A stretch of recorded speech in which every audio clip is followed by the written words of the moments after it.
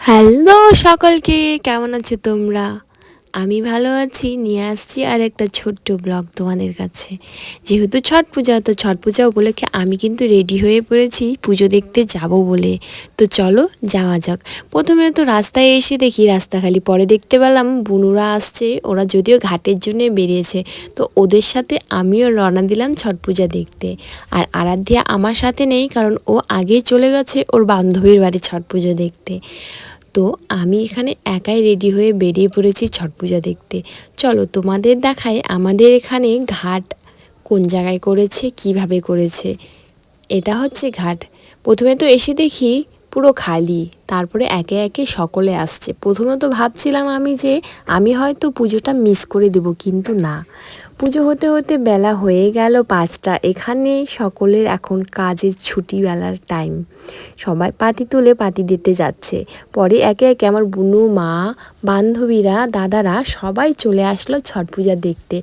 এখানে দেখা হয়ে গেল রশনির সাথে। প্রথমে তো একে ডাকছিলাম, ও আসতে চাচ্ছিল না। যেই বললাম আমি আয় আয় চকলেট দিব আমার কাছে আছে, সেই ও দৌড় দিয়ে চলে আসলো।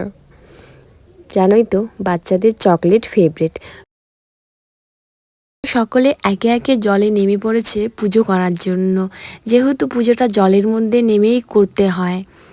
তো এবছর জানো তো আমাদের এখানে হাতির খুব উৎপাত, মানে দিন দিনেই এত মানুষ মারছে হাতিতে, যার জন্য রেঞ্জার অফিস থেকে অ্যালাউ করেনি পুজোটা নদীতে গিয়ে করার জন্য, কারণ আমাদের নদী যেতে হয় জঙ্গল ক্রস করে। আর পুজোটা সম্পূর্ণ পুরো হতে হতে বিকালের দিকটা তো বেশ সন্ধ্যা অন্ধকার অন্ধকার হয়ে ওঠে। আর ভোরেও 5টা 4টা এরকম সময় বেরোতে হয়, তখনও তো অন্ধকার থাকে। তো এত রিস্ক তো নেওয়া যাবে না। এর জন্য এখানেও চলে আসলো রেঞ্জার অফিস থেকে ফরেস্ট ডিপার্টমেন্টের লোকগুলো গার্ড করতে।